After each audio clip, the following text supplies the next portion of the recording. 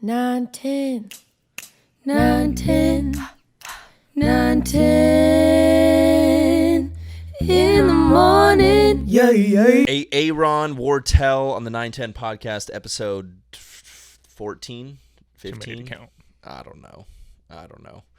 Aaron, what's your middle name? James. Ooh, Yeah. Aaron James Wortel. That's a good one. This is actually a fun fact.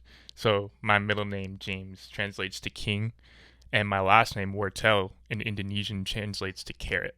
So I'm King Carrot. Indonesian Or is Dutch. Wortel like an actual Indonesian last name? Yeah. What do you mean Indonesian or Dutch? Those couldn't be more different. Well, that's that's like what saying Google Canadian Translate says. or Panamanian. It's one of those two. You just Googled your name. That's amazing. What is James is king in what language? Who knows? This is what my mom told me. All right. All right. You can't argue with mom. That's fair. Aaron, do you remember the first time we met? I remember us having mini conversations at the Jordan where you were like, hey, come lead for me. And I was like, no, I'm not leading for this guy. You know? I don't feel like that's how it went. I don't feel like I was like desperately following you around at the Jordan asking you to come lead for me. I feel like We'll that's have to not agree to disagree on that. But I think my first memories are the concrete courts playing basketball out here, and you were headed to play college basketball, and I kind of broke your finger, I do remember that. and I felt pretty bad because I was like, this is just a pickup game, and I just hurt this dude's actual career. Yeah, you're the reason I quit basketball.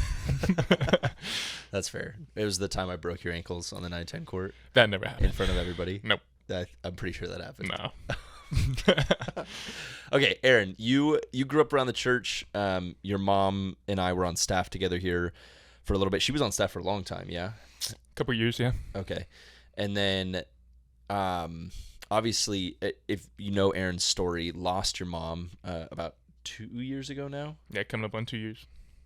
And, you know, a big part of your story, I want to get into that here in a little bit, but grew up around the church, grew up, you know, knowing the right things, knowing the right answers, and yet basketball was more of a priority, friend groups, the ladies, potentially. And then something happened, something changed. Part of it, for sure, was losing your mom, but there was a shift in your life where priorities became different. Part of that was going away to college. Give me the Aaron Wortel version of that story. Why is Jesus who he is to you now? What changed? What happened? Where did the difference? If you look at like a 5 years ago Aaron Wortel, high school, Mission Vista, doing your thing. I didn't set out in this podcast to roast you, but I do remember coming to your senior night and you went for a dunk and got stuffed by the rim. I think that's the only basketball game I ever watched you. Okay, the game after that, I got my in-game dunk. All right, leave me alone. I missed it. I wish I would have been there for it, but I do remember that. I remember everybody like talking you up. I mean, like, this Aaron dude is a freaking good basketball player, and I was like, all right, bet. And I'm sitting at senior night, and you didn't really play that game because you guys blew out the other team by like 60 points. You're thinking of the wrong game. Really? My senior night was against Fallbrook. We won by 3 points, 73-70. Oh, must not have been senior night then. Yeah. I went to some game at Mission Vista. I got rim stuffed a lot, so that's possible. Yeah. I love it. I love that you went for it. Like, not many people actually go for it. This is embarrassing, but my junior year, I went for a dunk in summer league and absolutely got rim stuff, but we caught it on film, and I screenshotted it, and I used it as my phone wallpaper as motivation. Inspo. Yeah, it Inspo. still didn't work, but it was on my phone for a good, 6 months. Dude, I had every intention of being somebody that could like absolutely just throw down, and I remember being in junior high, and I was teensy tiny, literally like 5'0", and my dad bought me these shoes. They were like platform. They Velcroed onto your shoe. They were platform in the front and nothing on the back. So your heel like hung off them. You were supposed to do all these like plyometric workouts in them. Mm-hmm.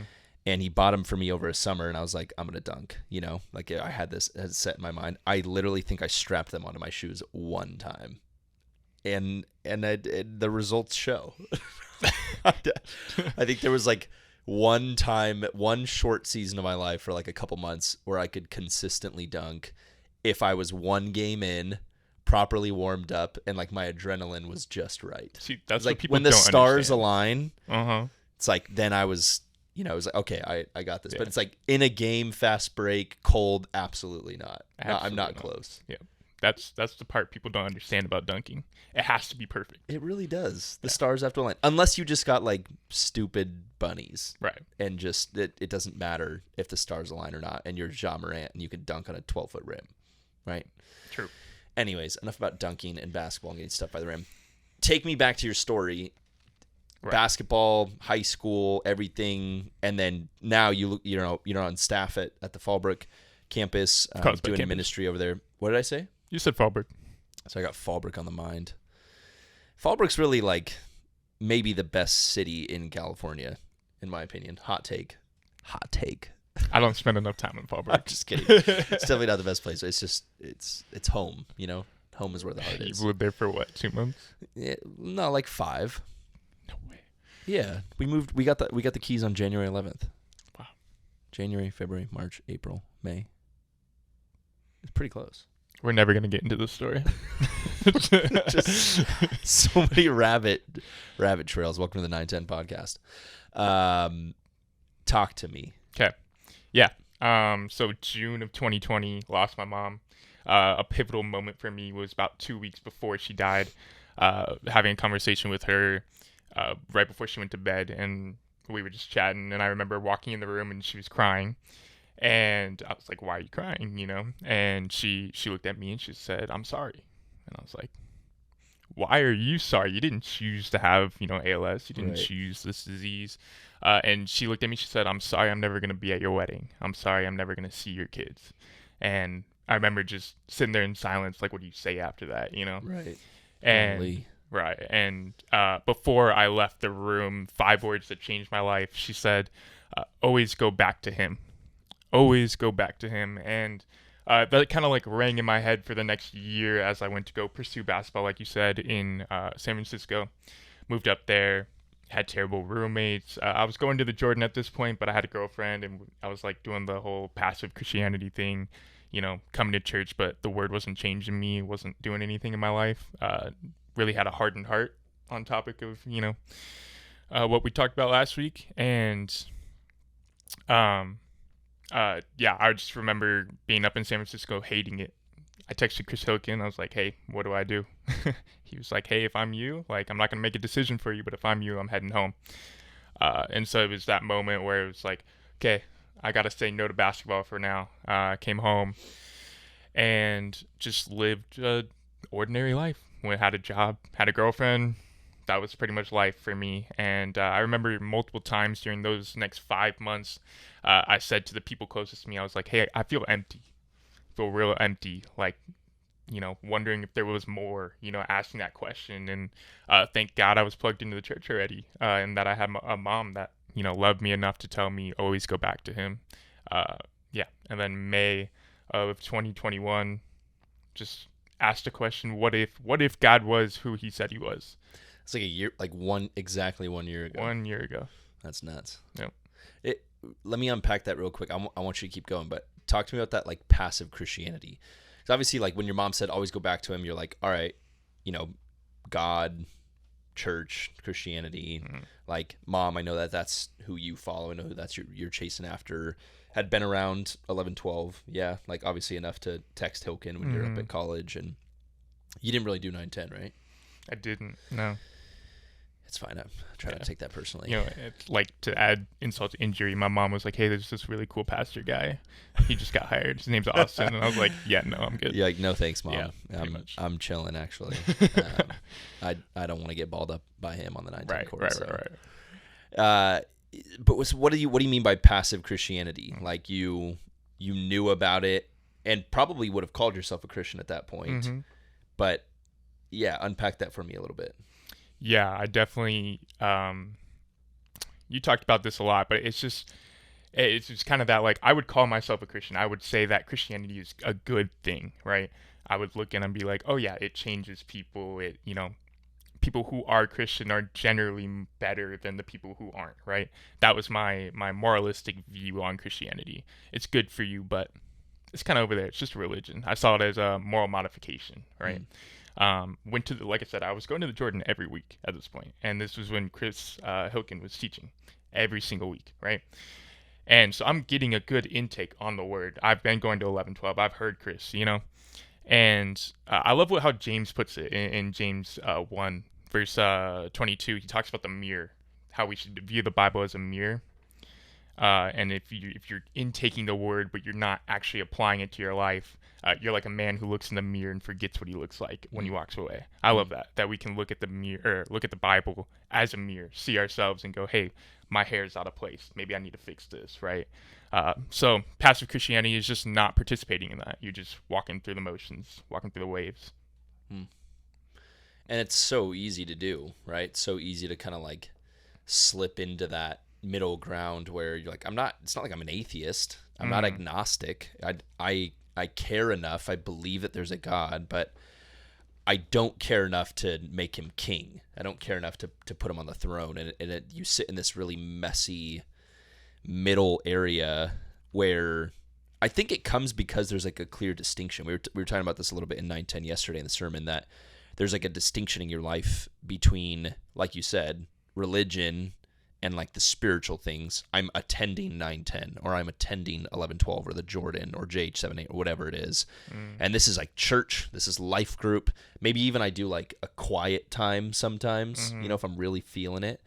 And I'll open up my Bible, or I'll spend time in prayer. And then there's me. And I got surfing, skating, sports, my girlfriend, my boyfriend, like whatever it is. It's like, this is my life. And then this is the part of my life that I give to God. It's like Lunchable Christianity. Right. It's like you peel that sucker back, which, by the way, golly, I was so freaking jealous of kids with Lunchables.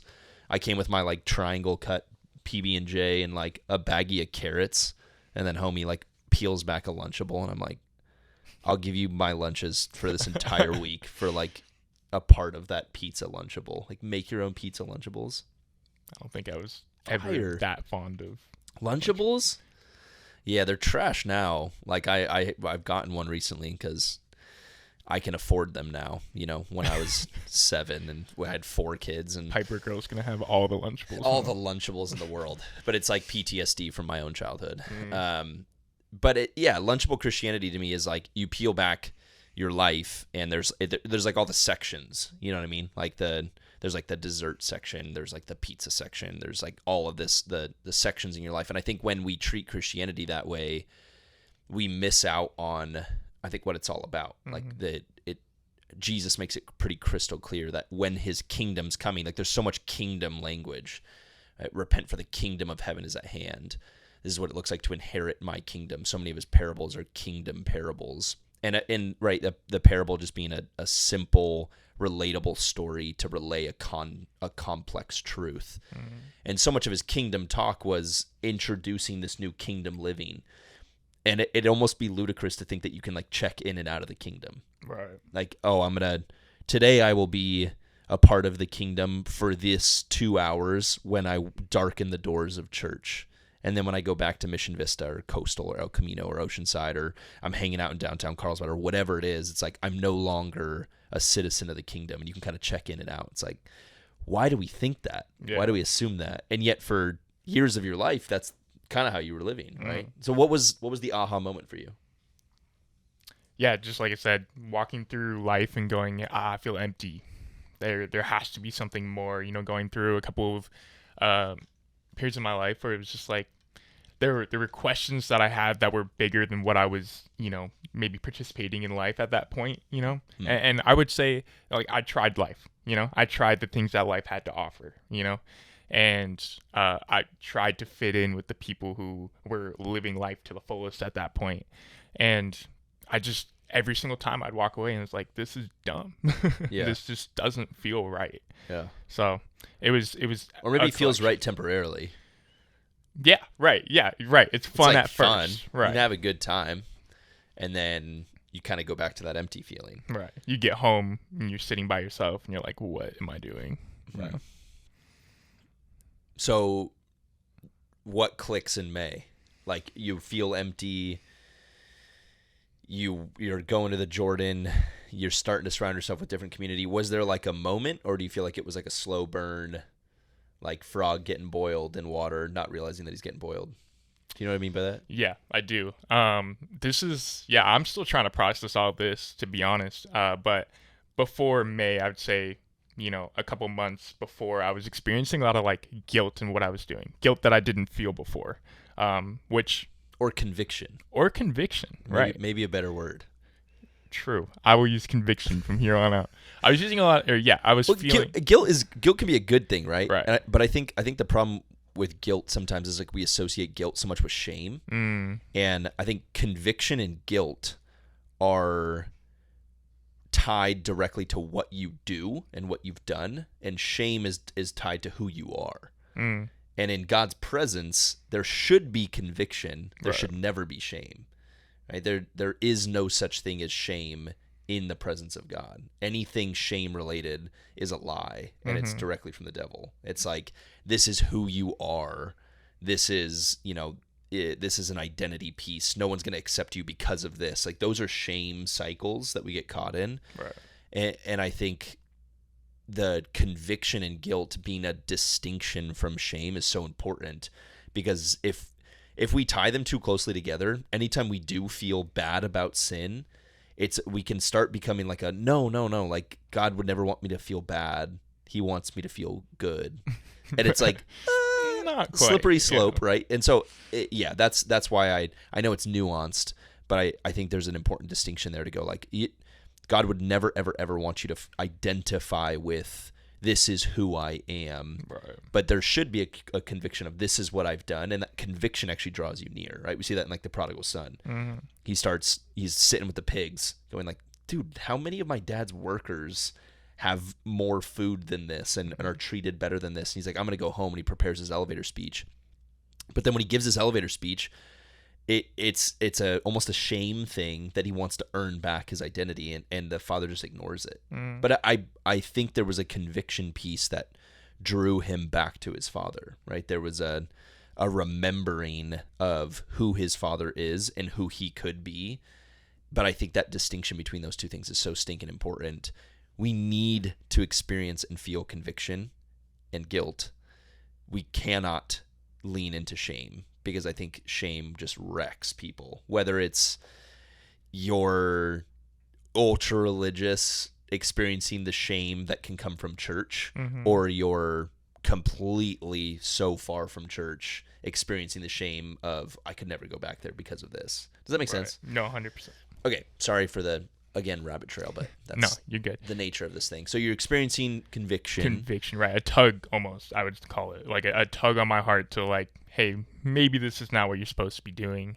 And so for a couple of months, I remember having conversations with people, just changing the way that I was living, and they'd be like, why do you care so much about that right now? It's like, I don't know. I don't know.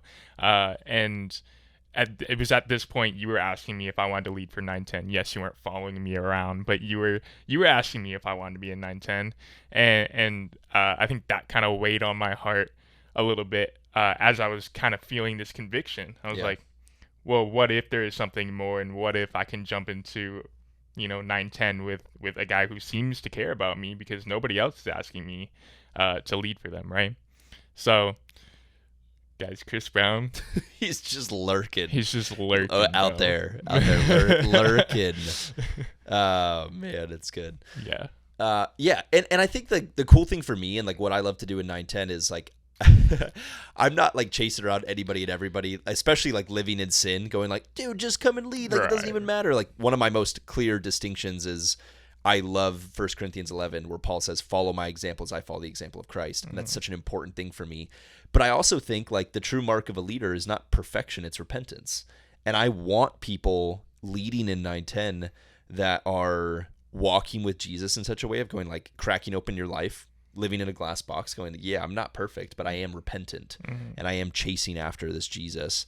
And I've loved that you and I getting to do life together over the last year has been a course correction, 1 degree at a time, chasing after Jesus together. And what a cool way to do that together, and then turn to high school students and say like, hey, follow my example as I follow the example of Christ. Like, that's what I love about doing life in ministry in NineTen, is like, yes, absolutely, it is a ministry to high school students, but it's also like iron sharpens iron, you and I getting to do life together in a really rad way. But Y'all, that was the 910 podcast. We are about 20 seconds over time due to Chris Brown's interruption. He's never going to watch this, so I can just trash him all I want. Chris, can you dunk? I didn't think so. Whoa. Just kidding. That's my boss. I take it back. I'm so sorry. My mouth is dry. Cotton mouth. If anybody made it this far, congratulations. What's a secret for the viewers that made it this far? A secret? Yeah.